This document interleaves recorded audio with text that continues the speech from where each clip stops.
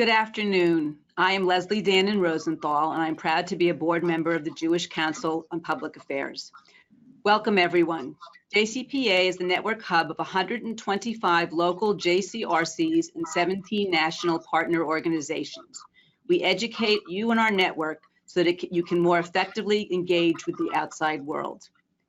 We really could not be more fortunate today to have two thought leaders and skilled diplomats than at the present moment, with so much swirling around in Israel, the United States, and the Middle East.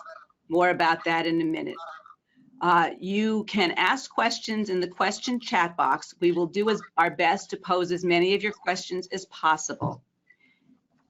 Let me introduce our speakers, one of whom is en route.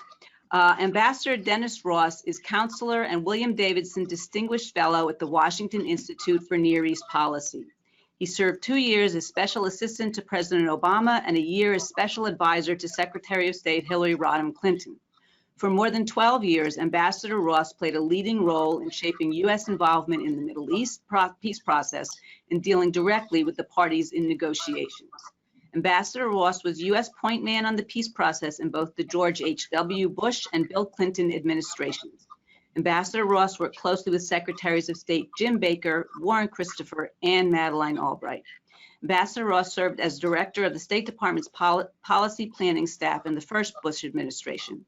During the Reagan administration, he served as director of Near East and South Asian Affairs on the National Security Council staff and deputy director of the Pentagon's Office of Net Assessment.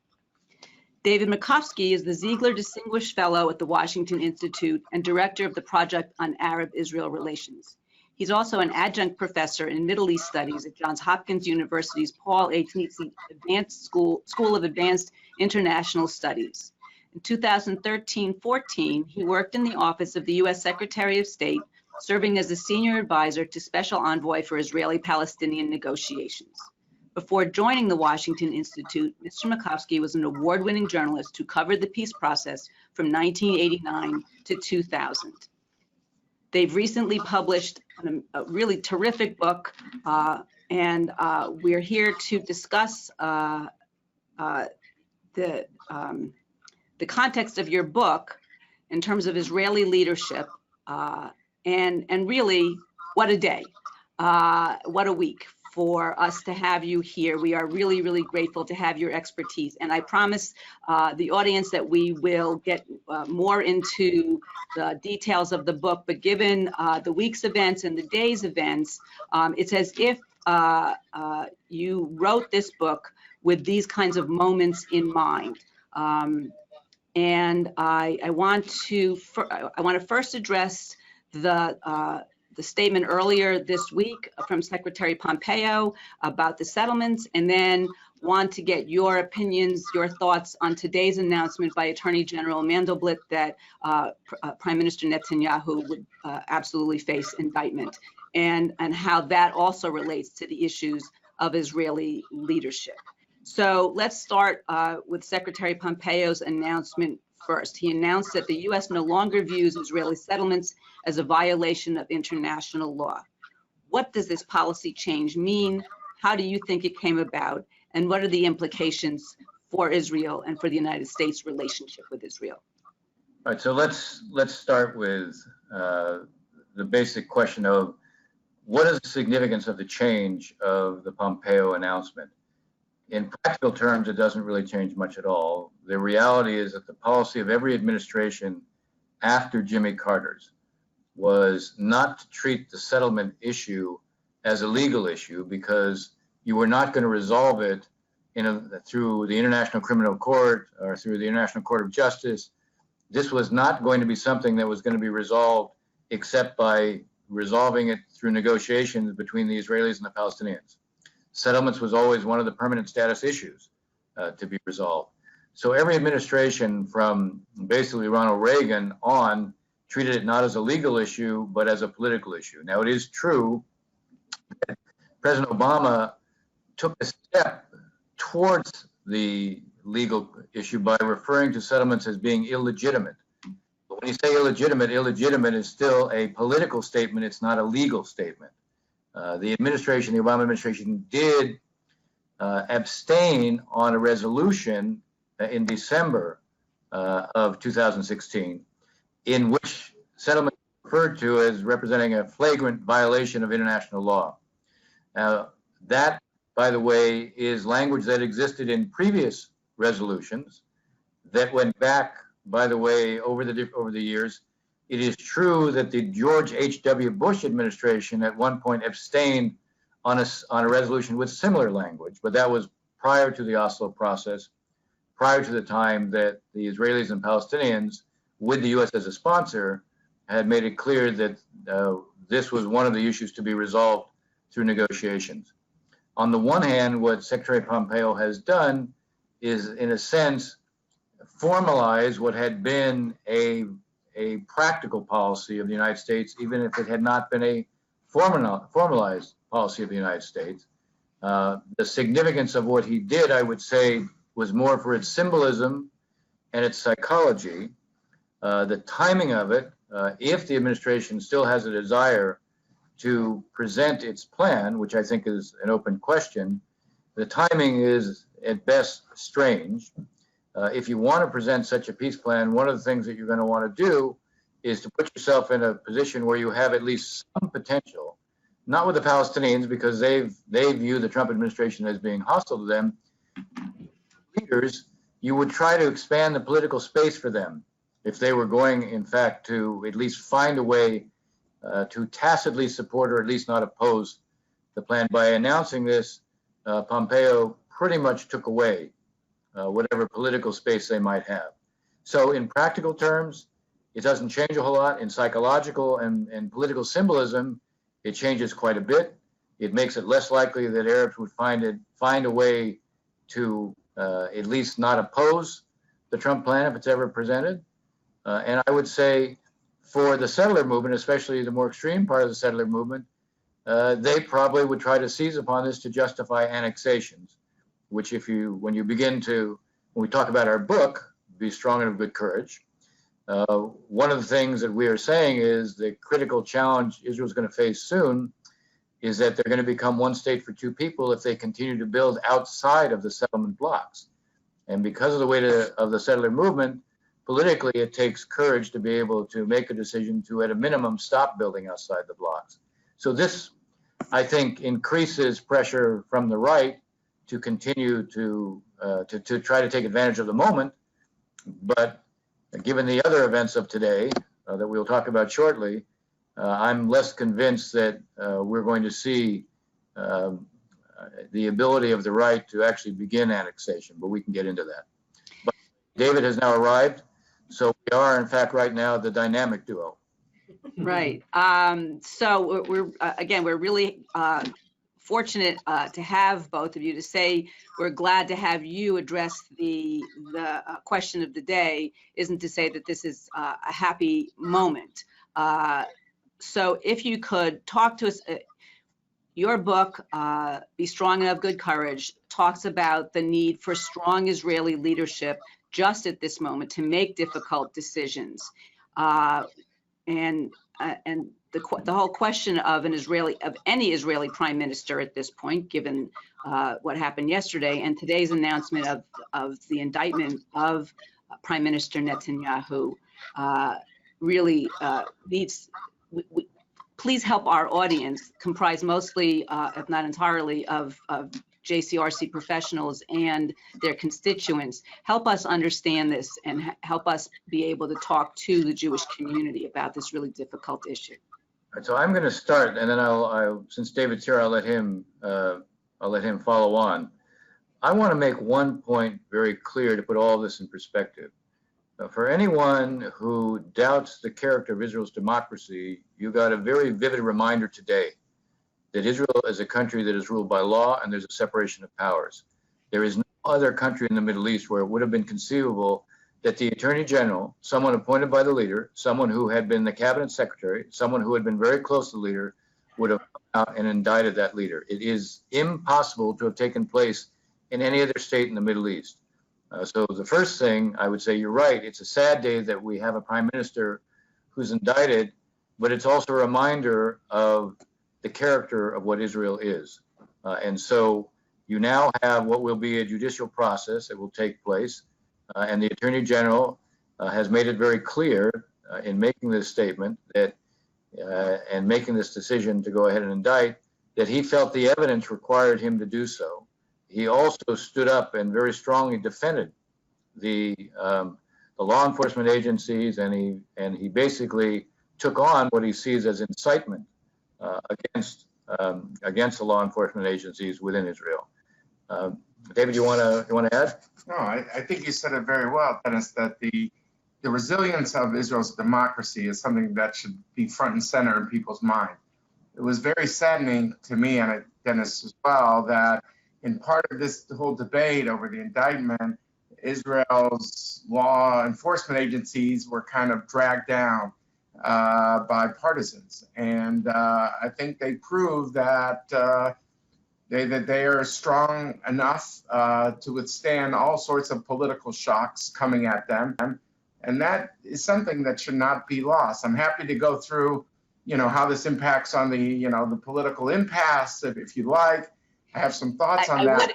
David, I would love to have you do that. But we can't see you. We'd love to have the opportunity. There we go.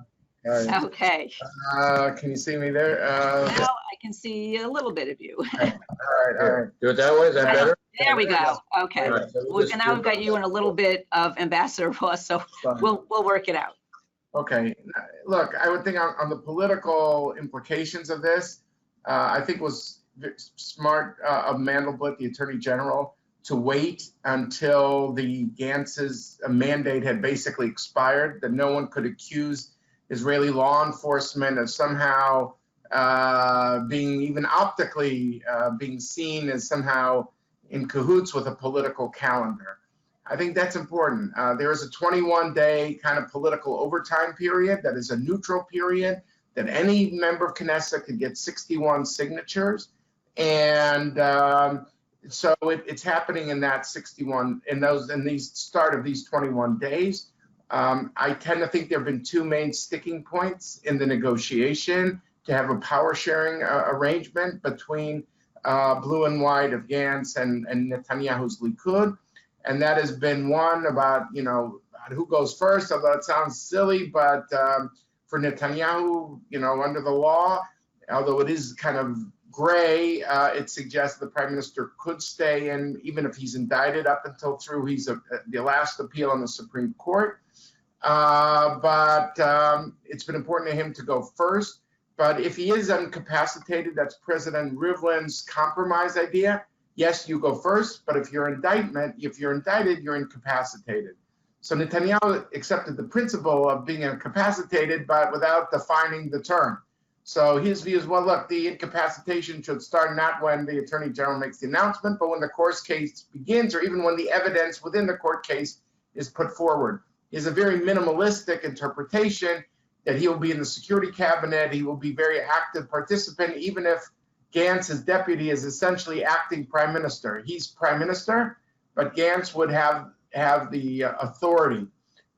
This is, remember, a rotation, a power sharing, so 2 years, 2 years. If Netanyahu's name is cleared in that first 2 years, then he's back with full authority. If not, Gantz is acting for 2 years, then his 2 years kick in of having full authority. So Netanyahu there's a debate over what does it mean to be incapacitated. That's issue one. The second issue is the question of, will his full block of 55 be part of the power sharing or only the Likud? And the difference is, and I think this has an implication for American Jewry, I don't want to take a side here, but I think, American Jews have been very focused on the power of the ultra-Orthodox. And, as part of also the issue of bipartisanship, the question of the authority, the power of the settlers. And so what Gantz is saying in power sharing is, we're doing this deal with the Likud. We're not dealing the deal with a full block of the ultra-Orthodox and the settlers. We want them to stay out of this power sharing national unity government. So, and that's something Netanyahu has steadfastly refused to. So what we don't know is whether the developments of the day, and there was a whole, even if you say it's baked in the cake, people knew this was coming. The issue of bribery was unclear, and that is now part of the indictment. So that's not what Netanyahu fully expected. does that shift the leverage and the impasse to say, okay, on the two issues that divided us when it came to power sharing, I will define incapacitation not in the most minimalistic way, but in a wider sense. And I'm willing to part with my ultra-Orthodox and settler allies and come in alone as the Likud alongside Gantz. So what we don't know yet, because it is the Middle East and things are not always linear, and it happens when it happens, is over this 21 days, do the dynamics of the power sharing agreement, where there was an impasse over these two cardinal issues, does that look differently in wake of the Attorney General's indictment? There is, I just might add, there's one other possibility here. The potential for some defection within Likud is probably higher today than it was before. David likes to talk about how Likud has only had four leaders since its founding. But the interesting thing is that we already saw Gideon Sa'ar announce before Mandelblit came out today, but I suspect he may have anticipated it, that he would challenge, that he was the only one who could form a government. And if there was going to be an election, in a sense, he was ready to challenge Netanyahu in a primary.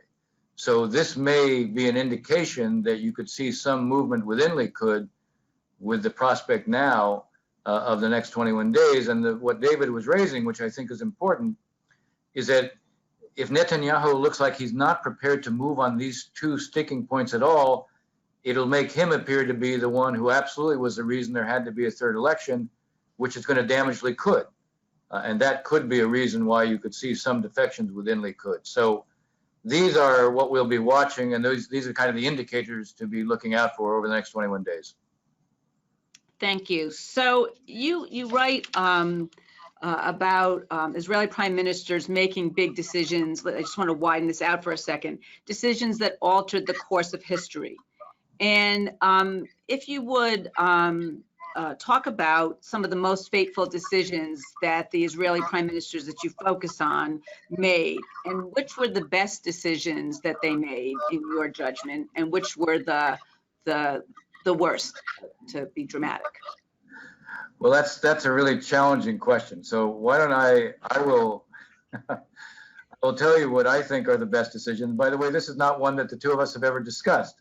So you may also this may add to the interest of this dialogue today. I do think that the Ben-Gurion decision to declare the state was clearly the best decision because he made it, I think, for all the right reasons. There was a moment to declare the state, and if you didn't take that moment, there was a chance you might never have the pretext for it again. I do think that the Begin decision to basically do the peace treaty with Sadat, and that meant creating a precedent, which he knew, of 100% withdrawal, but also taking out the settlements that were there. It was also a great historic decision that has stood the test of time, and that I think was, in many respects, very visionary. I mean, visionary in the sense that he understood. It's a classic example of one of the things we talk about with these four. They understood the costs of action. They also understood the costs of inaction. So Ben-Gurion understood if he didn't declare the state what the costs were going to be, even though he knew the price was going to be a terrible price because Israel lost 1% of its population in the War of Independence. Begin knew if he didn't do this, he wasn't going to take Egypt out of this war coalition against Israel. And Israel's, the number of casualties, fatalities suffered in the wars with Egypt in 4 wars were so high. Now, in the case of the decisions that both Rabin and Sharon make, one can debate them, meaning the decision to do Oslo. I still view it as the right decision because those who say it was terrible, they've never offered an alternative. And there is a need for an alternative. I think the Sharon decision to get out of Gaza took a lot of courage, and he did it because he put the country first. But you can debate whether or not maybe a better way to have done it would have been to declare the intent to do it, but to require the Palestinians to assume responsibilities in the security area as Israel didn't withdraw all at once, but maybe began to dismantle its presence. But it would be time to coincide with the Palestinians assuming responsibility as also a signal to do two things. One, to show that it's not only Israel that had responsibilities, but the Palestinians had responsibilities as well. And two, to have done it through some kind of coordination or negotiation, so Abu Mazen, as opposed to Hamas, could have shown, look, my way works. My negotiations produce the Israeli withdrawal as opposed to Hamas's violence. So he had a good argument as to why he didn't want to do it this way. He felt the need to keep Israel's destiny in Israel's own hands, and his argument was he could not put the likelihood of what he saw as Palestinian irresponsibility in a position where they could determine Israel's future. So I understood his argument, but in the end, I still think it might have been done differently. David, you want to comment? Yeah, thank you. Look, Dennis makes some very important points. Look, what's common all four of them is that it's a quintessentially a Zionist approach of all four, which is be proactive. There's an ethos of self-reliance. Don't be held hostage to the irresponsibility of the other side.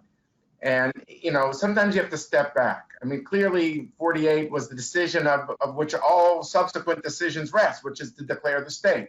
When I go through all the transcripts of the 48 meeting, and they're telling Ben Gurion that 35 to 40% of the Israeli soldiers don't even have a pistol.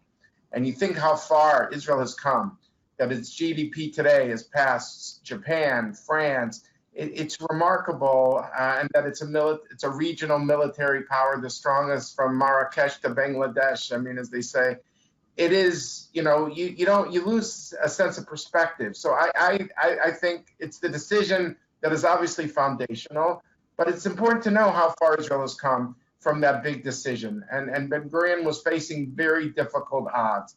George Marshall, Secretary of State, says, "Don't found the state. Give me 3 months." Golda Meir comes back from King Abdullah of Jordan and says, "I'm sorry, we're going to have to attack you, even though I said I didn't want to. That there's going to be a war." They got word in Gush Etzion there was a massacre, 120 people killed. The army isn't strong enough to send reinforcements. The fourth is that the old military guys say, let's take a break. Let's see, maybe 3 months will look a little different. But Ben Gurion is quintessential Ben Gurion, which is he's both analytical and unambiguous. And he really felt that Jewish destiny rested on his shoulders. And he believed that if like Dennis said, I mean, leaders are there to shape the public, not just follow it, and put the national interest first. And he felt, if at the time that, the British are leaving and you still don't declare a state, you'll never have a justification. And was a quintessentially Jewish message that I think would resonate with, your people across the country. And that was, he said, look, our assets are primarily abroad.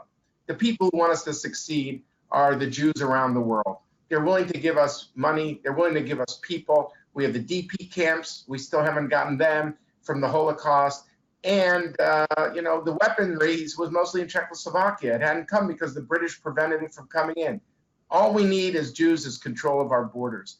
If we get that, then we'll be able to tap into our greatest strengths, our greatest potential. So, I found that to be incredibly inspiring, and I hope the book, the people who read it, will feel the same way. I'll just say one word on Egypt, because Dennis really said, well, the dilemmas of Oslo and Gaza.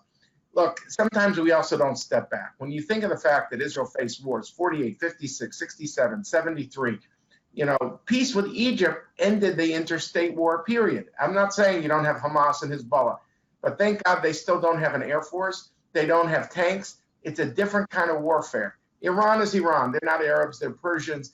But in terms of the interstate wars, that Israel lost thousands of people, that peace, even it survived. Look what it survived. The assassination of Anwar Sadat, 2 intifadas, 2 wars in Lebanon, even the rise of the Muslim Brotherhood to power in Egypt.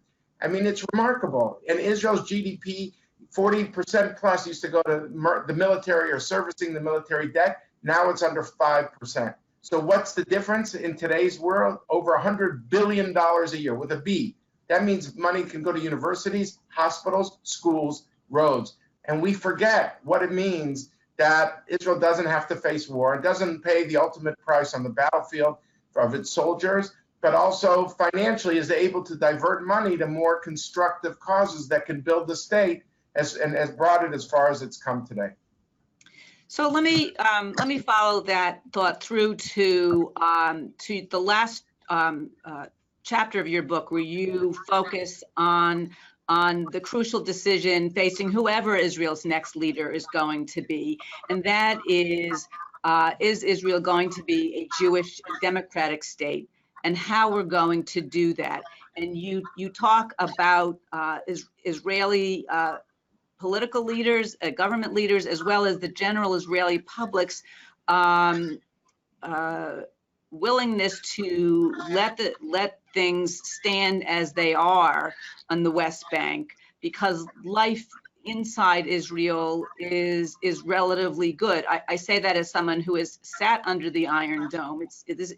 And I have many young Israeli friends in the IDF. But life, when you're on the streets of Tel Aviv or Beersheba or smaller communities even, life is generally much better in Israel. How is Israel going? How is Israel's next leader, whoever that is, going to help the Israeli public consider this possibility of separation? Look, I think the critical issue here is to understand that Israel faces genuine threats from the outside, and they're tangible, they're real, they're not abstract. 500,000 people dead in Syria, Iran embedding itself in Syria, determined to put precision-guided capabilities on 130,000 Hezbollah rockets, ISIS in the Sinai, Hamas, Islamic Jihad in Gaza with rockets. So that's very real. And what we're talking about here may not be as tangible, but the threat is to Israel's identity, to the character of the state. And if it keeps building outside the settlement blocks, understand the settlement blocks, 87% of all the settlers live close to the major urban centers within Israel. The blocks are a reality on the ground. We didn't conceive, I actually am the one who came up with the concept before we went to Camp David of settlement blocks and swaps. We were looking at how could we define a border as part of making a set of proposals at Camp David to resolve the conflict. We understood the Green Line or June 467 wasn't a defensible border. We also understood even at that time we had a couple 100,000 settlers living beyond it, but we also understood that they lived close, very close to, as I said, the major urban centers within Israel. You have 130 settlements overall. 5 of those settlements represent almost 45% of the total settler population. So the blocks exist on the ground. That's the way communities were developed. Build in the blocks, it's consistent with a two-state outcome. Any conceivable peace proposal, whenever we get to it, meaning when we also can produce a two-state outcome, is going to mean absorbing probably 5% of the West Bank into Israel and then compensating the Palestinians with territory. But we're not close to a two-state outcome, and we're not going to be close for some time, even if we had the most left-wing government imaginable within Israel, because the Palestinians are divided. It's not just between Hamas and Fatah, not just between the West Bank and Gaza. So long as they can't make peace among themselves, they're going to find it impossible to make peace with the Israelis. But the point is, Israel can't wait, because it has 104,000 Israelis who are living outside of the blocks now, to the east of the security barrier. And because of that reality, you're going to hit a tipping point where at some point, and we can't say exactly when, you'll no longer be able physically to separate Israelis from Palestinians, and then you have one state for 2 people. And the Palestinians will have a new mandate. It'll be one person, one vote in one state. And that will resonate everywhere, especially even in this country. If you think BDS was a problem, it's child's play compared to what that will mean. So you have to make the decision to stop building outside the blocks. And to do it, it may seem logical and it's very compelling when we talk about it, but the political weight of the settler movement is real. That's why you need a leader who basically is prepared to be strong and to show good courage, to show wisdom. Now, to do that, I think, you're going to have to make the case. One of the things that David was talking about, these 4 leaders, Ben-Gurion, Begin, Rabin, Sharon, they weren't the same. They're ideologically different. Ben-Gurion and Begin were bitter enemies. Rabin and Sharon were not so far apart in terms of ideology, but they were different in terms of how they approached the issues for a long time. Although Sharon, when he becomes prime minister, basically adopts a different posture than he had before, but he then sees himself having a responsibility to the state. What drives all these four is the state comes first. The book opens with Sharon saying to me over shawarma sandwiches, all my successors are politicians. And what he means by that is they'll make political decisions. They'll put their political needs, their political allies, their political base first, not the state. So one thing that's necessary is for the leaders, again, to look back at these four examples who should be a source of guidance and inspiration, and to think basically in those terms. One thing I want to say just generally, and then I'll turn it over to David. I think also, you know, when I speak about it, and we conclude this in the book, this is an issue also for the Jewish community here. War peace issues are not. You know, unless your kids or grandkids are serving in the IDF, you don't have a say on that. But Israel, as every prime minister says, and Sharon actually saw himself this way. He saw himself as the prime minister of the Jewish people. Netanyahu says Israel is the state of the Jewish people. Well, if it's the state of the Jewish people, then the Jewish people on the outside also have a say in whether or not it retains its character, its identity. Zionism was about many things, but it was about refuge for the Jewish people. It was about producing a Jewish democratic state, and it was about being a light unto the nations. If it loses its character, if it loses its identity, it undercuts the essence of what Zionism is. And Zionism was the national liberation movement of the Jewish people. So we wrote this book in no small part to, in a sense, inspire and remind people of what Israel's history has been, how its leaders rose to the moment. And what is needed now is for Israel's leaders to rise to the moment. But we have an obligation as part of the diaspora too. Every Jewish delegation that goes there, every Jewish leader should be raising with the political level in Israel and their counterparts, what are you doing to prevent Israel from becoming one state for two people? I add there, if I could, which is just the following. Look, Dennis and I, in different capacities, have really devoted our lives believing very strongly in the importance of the U.S.-Israel relationship and to see Israel prosper. And therefore, you're talking to two people who very much see themselves as centrist in a sense that we believe that Israel's security is paramount. You can't play with this. We have Gadi Eisenkot, the chief of staff of the IDF, of the Israeli Defense Forces, was sitting in our office at the Washington Institute for the last 6 months. We're very mindful of Israeli security. And we think that the Middle East is a dangerous place. And if the lion lies down with the lamb, Israel's got to be the lion. But what you heard from Dennis before about given the divisions on the Palestinian side, we also think two states are going to happen tomorrow.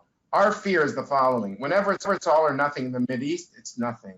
If to put it in baseball terms, we've tried to hit the home run ball on this issue 3 times. 2000, Dennis was involved, the Clinton administration, Condoleezza Rice's effort. I was part of the last administration's effort. 3 major initiatives. I thought they were noble to hit the home run ball. But when you hit the home run ball, you could strike out. What we would like is solid singles that protect Israeli security, but at the same time, give the message you want dignity for both. And this means dealing with what I call the kishka issues, the deals of the gut, the visceral concerns of both sides. And the visceral concerns on the Palestinian side is if we do what you, David, and Dennis are saying, and we defer some of these issues, are we conceding these issues on territory? So our first thing is, when you're in a hole, stop digging. Don't add more than the 104,000 that Dennis mentioned outside the security barrier. That would send a signal that, okay, we can't do a 2-state solution tomorrow, but we're at least trying to keep the door open for the future. So it's a possibility. We're not shutting the door because you could take decisions now to hit that tipping point. And Dennis pointed to the thing that often we don't want to hear, which is that the tipping point could be such a Palestinians will say, forget the state, we want the vote. And that's something Israel can't agree, or it won't be a Zionist state.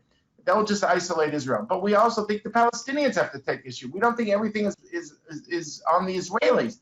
And that is the visceral fear of Israel is terrorism. And what are you teaching your kids in the schools?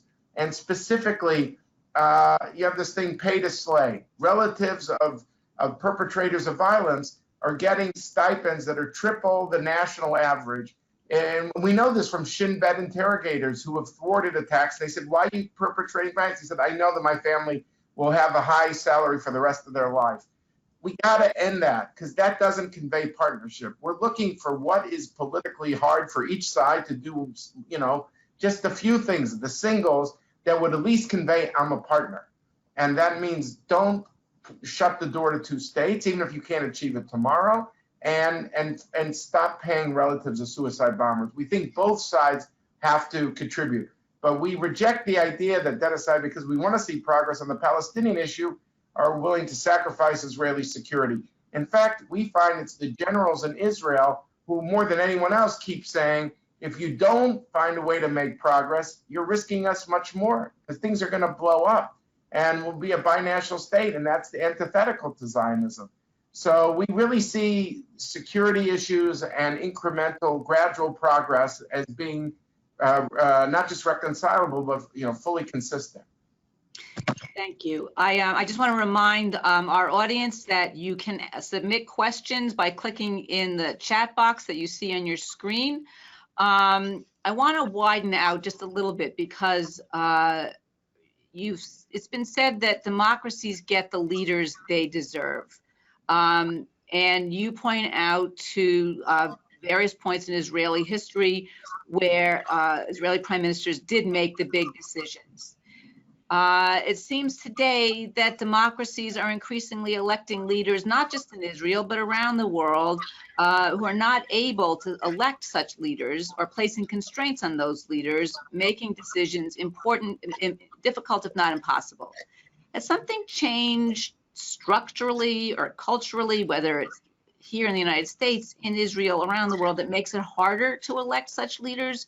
Why, if this is your perception, are we not seeing leaders who are willing to take the hard decisions, such as whether even on the Palestinian side, on the Israeli side, and around the world? What is it that we're lacking? That's a wonderful question with no simple answer, but let me take a stab at answering it. I think there's a couple of dimensions you have to think about. One dimension is that, history evolves in a way, never in a linear fashion, and frequently it repeats itself. And we have seen in the past that there have been waves of populism. What we're seeing now in terms of populism and xenophobia, the rejection of the other, the rise of a kind of effort to sort of take advantage of popular passions is not new. We've seen it before in this country. You certainly saw it in the 1930s. And obviously it existed in Europe in the 1930s. So this is not an unknown phenomenon. It is interesting that Theodore Herzl, actually in 1895, everybody thinks that he was watching only the Dreyfus trial. He wrote at that time about what he called the rule of the mob in France. And that was before the Dreyfus trial. So this is not a new phenomenon, and it usually is driven by deep frustration. We had a financial meltdown in 2008. You had a lot of the middle class suffer, and the perception was that basically those who were responsible for this didn't pay a price for it. So in this country, that has contributed mightily to, I think, the surge of populism, but obviously it's a worldwide phenomenon. I think that's one important dimension that we have to keep in mind. The pendulum will swing sooner or later. The problem is the longer it takes for it to swing, the more destruction can be wrought in this period.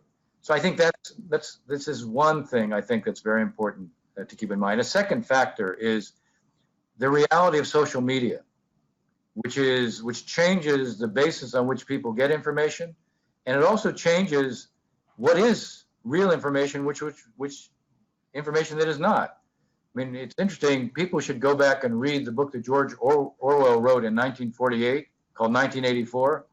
One of the things that he emphasized, there wasn't social media then, but he looked at authoritarian regimes and he said, and he was basically describing the first thing they have to do is create such confusion that nobody knows what the truth is. And we're obviously seeing that play out here, but we're not seeing it play out only here. And social media, where things that are completely untrue can go viral very quickly and take on a kind of life of their own. That also plays, but to prejudices, to disinformation, to, in a sense, confusing what's reality. And so there's a challenge for all of us, not to fall victim, not to concede that, and to focus on how do we elevate the truth? How do we elevate reality? How do we debunk those who basically try to create that confusion? So I have a much more specific question from the audience, which is, why is it impossible for Israel to annex Area C and still separate from the Palestinians? Well, let me start, and Dave can add. Area C is 60% of the West Bank. If you annex the 60% of the West Bank, you then put yourself in a position where any Palestinian entity, a state or an entity, will have no economic basis. The basic essential economic hinterland for the Palestinians, who would be in slightly under 40% of the West Bank, is Area C. All the minerals of the West Bank are located there. The mines for stone masonry, they're all located there. The real key tourist possibilities located there. The World Bank said if the Palestinians just had access to Area C, just had access, their GDP per capita would increase by 35%. So the idea that Israel holds Area C and the Palestinians will be limited to 40%, and you're going to have a kind of separation that preserves the possibility of two states is an illusion, because under those circumstances, you leave the Palestinians very little, and you give them enormous an incentive to say, look, since this won't be viable, let's just be part of one state and give us equal rights. I would add quickly, again, I don't want to overwhelm people with numbers. Look, as it is now of the British, the mandate area, 78% is Israel. The West Bank and Gaza is about 22%. So we're talking of the 22, to have 40% of the 22. Even the Likud leader, Netanyahu, and others in Likud don't think you could reach any deal with the Palestinians on 40% of the West Bank. So yeah, I agree with Dennis. It's not viable, and it doesn't help you to make a deal that you squeeze the other side, and then they have no incentive to keep it. You want a deal that's durable, that's sturdy enough that it'll withstand the test of time, like peace with Egypt, that was an honorable peace, and it's held for the last 40 years. This is the 40th anniversary. Thank you. So back to something very specific, to just posit for the moment that Gantz winds up as the Prime Minister of Israel under some circumstance. How would he be different in matters of pursuing peace than Prime Minister Netanyahu? Well, first of all, we can't know until he actually becomes a Prime Minister. So the comments that both of us made will be based upon what we know about him, and not what we know about him as a Prime Minister. But what we know about him is that he does seem to be in the tradition of someone like Rabin. What we know about him is, even though he hasn't talked a lot about the war peace issues generally, he has made it pretty clear. At one point, he used the word separation. So he seems to be mindful of this. Now, obviously, in a national unity government, a lot will depend upon what the makeup of the national unity government is. But the one thing you can almost count on is that blue-white will not go along with annexation, which puts you in the position of accelerating what we are already worried about, which is Israel becomes one state for two people by default. Now, whether or not there's the political wherewithal and the determination to lead the public and to say, okay, we have to stop building outside the blocks, that we can't yet know. But I do believe that he and some of the key people around him in blue-white are convinced that Israel's future identity is a fundamental part of Israel's security.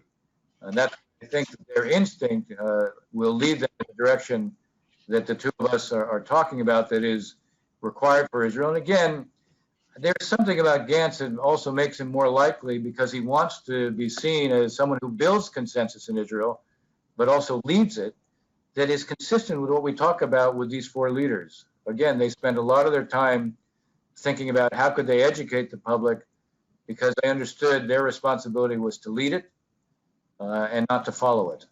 I would add here is that it's interesting that the main non-Likud prime ministers have been military people, Rabin and Barak. And I think that's because the military people know, what are the implications of war.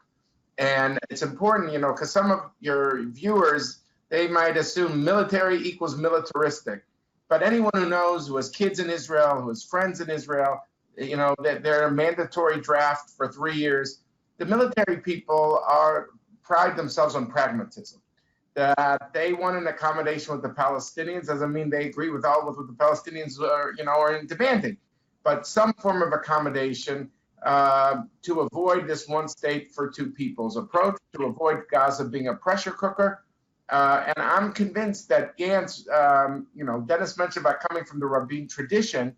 I'm convinced that he will bring with him people who we know those people who basically have these kind of pragmatic instincts, who have spent their career in the army, are now civilians, and are looking for pragmatic ways out that ensure Israeli security, but are not looking to press, ideological predispositions. I mean, I could just give you a sense of where I'll give you one example. Gadi Eisenkot, who was at our institute for the last 6 months. There was a wave of violence in 2015. And the natural instinct of the politicians was just shut down the West Bank, close it off. Nobody works. Everyone stays home. This way we avoid any further violence. And it was the military, led by Eisenkot, who said, listen, our interest is in normal life. Our interest is that kids get to go to school in the West Bank, that people get to keep their jobs. If we do that, we maintain political distance between the extremists and everybody else. If we lock everything down, keep people home from school, don't let them work, then we will ensure that the extremists and the mainstream will merge. And I think that is not just the Eisenkot era. I think all the generals, and Dennis and I know them together from our work at the Washington Institute, they all basically come from that orientation, which is we're not necessarily going to give the Palestinians all the issues that they want. Maybe we're not going to solve this issue tomorrow, but we need to find ways to make progress, to give dignity to both, and to avoid this becoming a powder keg while ensuring Israeli security. And I think very strongly that Gantz and the people around him come from that tradition of pragmatism. So we have a question from the audience. A two-state solution contemplates two distinct physical areas, and the question is how does that work? So is it practical? Should there be 3 states? Should there be I happen to know you address this in the book. So if you could speak to what that possible practical solution, at least in the short term, might look like. Well, first of all, we know that all of your viewers are going to want to read the book now, so they'll be able to get this in much greater detail. But just as kind of a snapshot. Yes, just as kind of, yes, a snapshot, a headline. What we are proposing right now is to preserve the option for 2 states later on. Its actual confines have to be, and its borders have to be determined by negotiations. What we're trying to do is ensure that you preserve the option. And what David was getting at before was, I'll give a term to it. He was giving examples of steps that each side could be taking. You really need to adopt a kind of coordinated unilateralism where each side takes steps. So if the Israelis, let's say the Israelis would stop building outside the blocks, and they could couch this as a reflection of their commitment to preserve 2 states as an option. They could declare as well there'd be no Israeli sovereignty to the east of the security barrier, provided that this had to be worked out consistent with Israeli security needs. The Israelis could create and basically access for Palestinians, economic access in Area C. Here would be 3 steps they could take. The Palestinians could stop the pay for slay, which David talked about, because that's a manifestation not of legitimizing coexistence, just the opposite. The Palestinians could do something they haven't done. Talk about the historic Jewish connection to the land. It doesn't negate their story and their identity, but it acknowledges what is fundamental to Israel, and that would send a message, an important psychological message to Israelis. The Palestinians could do one more thing. The Palestinian Authority does not show Israel on any map. You say you're committed to 2 states, we'll prove it. Put Israel on a map.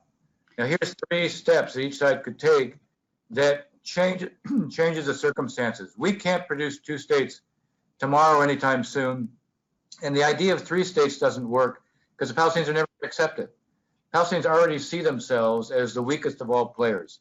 They see the effort to divide them further as really a design to ensure that they will remain weak. Now the reality is, ironically, they divided themselves. And until they can overcome their own divisions, very little is possible. But at least you can begin to change the circumstances. At least you can restore something that is now missing. There's a complete loss of belief, and there's a loss of any possibility. We have got to help them restore a sense of possibility. I would just want to say, look, Dennis mentioned the book, and you know, we're unapologetic about our belief in the policy prescriptions because, you know, we love Israel and we want it to thrive. But I would say another reason also that we wrote the book, if I can, I know our time may be limited, but we want to inspire people. We want to connect them to Israel's story. We might work in a think tank, but we're very aware that, you know, that people don't always read think tank memos. And we want to trace the journeys of 4 leaders. They each underwent a real sense of transformation internally before they reached their decision. And they evinced great political courage, despite great odds, and seeing their decision through once they thought it was right for the country. You couldn't move them. They saw the world as they thought it really was, not what they wanted it to be. And we thought that people have lost that. They've become despairing. They think the problems are too big, 2 states, 3 states, 1 state. They have all sorts of things, and it's become too technical and complex, and the human element has been lost. So we are hoping that this book, and Dennis and I go to campuses across the country to discuss this book. We're gratified by the responses of the campuses and the students. We're happy to come to your communities if you like the book. But, and the podcast also, we want to reconnect people to Israel through its story, through inspiring leaders. And we hope that people will take that inspiration and somehow will lead them to a greater sense of commitment to the U.S.-Israel relationship and to Israel's future. And so it's coming from people who care deeply. And we hope that beyond the policy prescription, which we're very proud of, that just to connect people to these 4 leaders who met the bar of history and remind them how Israel's had these extraordinary figures. And that has been the gift that has enabled Israel to grow to great heights today. So that's palpable in the book. I actually have a process question for you. Obviously, you guys work very, very closely together, but it was fascinating in reading the book. The voice in the book is really seamless. And so I'm wondering what your process was for writing the book and having it sound like it was truly written by one person.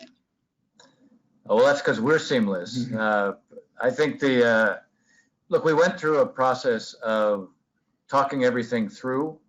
Even though we wrote the chapters separately, we then worked over to make sure that we normalized the voice so that we didn't want it to appear as if it was 2 separate voices.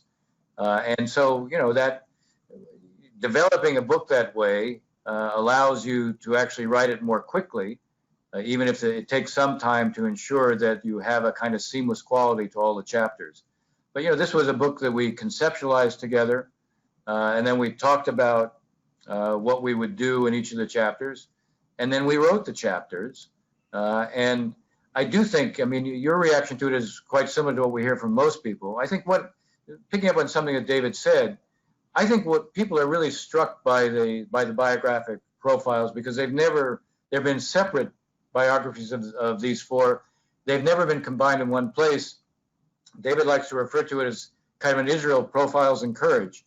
And it is. And by the way, I think we got emotionally involved and felt very passionately about what we were writing about, not only because we saw a story that was inspiring, but also it tells you the story of Israel and how it evolves. It's not just the individuals here who evolved and how they rise to the moment. It's also a story of Israel. And it's in this moment, particularly, I would say, when you look at this trend towards populism, it's good to be reminded of what's important. And that's why the two of us are quite happy to come to a community near you. And I would like to tell people how to do that. I really want to thank you for your time and for this book. I think the terminology of an Israeli Profiles in Courage really is apt. I urge everyone, if you haven't already, to read the book. It really is a gift that you can give to people who are too young, perhaps, to have known some of these leaders or have been around when they were operating. If you like the book or you like what you heard today, you're welcome to invite Dennis and David to appear in your communities. You can reach them at rossmakovsky@gmail.com. Additionally, David recently released a new podcast series, Decision Points, the U.S.-Israel Relationship. I'm listening to it. It's an opportunity to hear from scholars and commentators that we don't always get to hear from. The episodes feature interviews with scholars, authors, and practitioners on the key moments in the U.S.-Israel relationship, from the Balfour Declaration to high-tech cooperation today, and you can subscribe wherever you get your podcasts. In addition, we hope that if you want more compelling conversation about the issues of the day, that you will join us at the JCPA annual conference in Washington, D.C., February 8th to the 11th. Please visit our website at jewishpublicaffairs.org and look for more information to come. Again, gentlemen, thank you for all you do to keep all of us informed and educated, to advocate on behalf of the U.S.-Israel relationship and on behalf of the state of Israel, and let us know how important the American Jewish community is to Israel's future. Thank you all so very much. Thank you very much as well. Thank you all. Bye-bye.